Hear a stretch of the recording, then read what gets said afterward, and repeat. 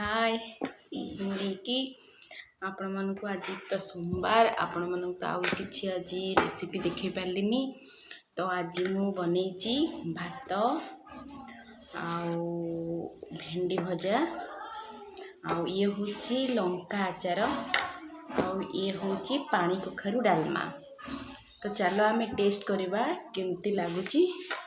आपण मैंने भी निश्चिंत भाव में पानी कखारू डालमा बनईकरी खातु केमती लगुच कमेंट माध्यम रे जनातु। तो चलतु टेस्ट करवा केमती लगुच। जेहेतु आज सोमवार आउ तो किसी आइटम करी हबनी तो से साधा ऊपर हेची। तो चलतु स्टार्ट करवा केमती लगी आपण मैंने मते कमेंट माध्यम जन जे पानी कखारू डालमा आपन केमती लागे। तो आज मु करिछि केमती लागुची आपन को कहबे।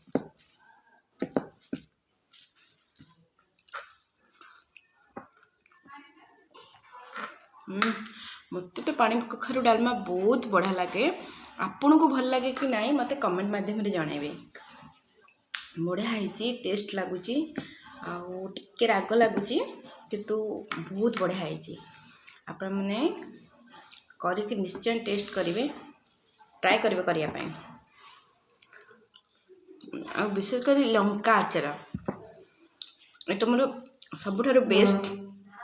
विशेष कर मते भात रे खाए पे बहुत भल लगे। आपण माने केबे किनिकी आनी खाइबे भात रे बढ़िया लागिबा आपन को। तो चलंतु मु खाइकरी आपन को पुनी नुआ वीडियो दउछि।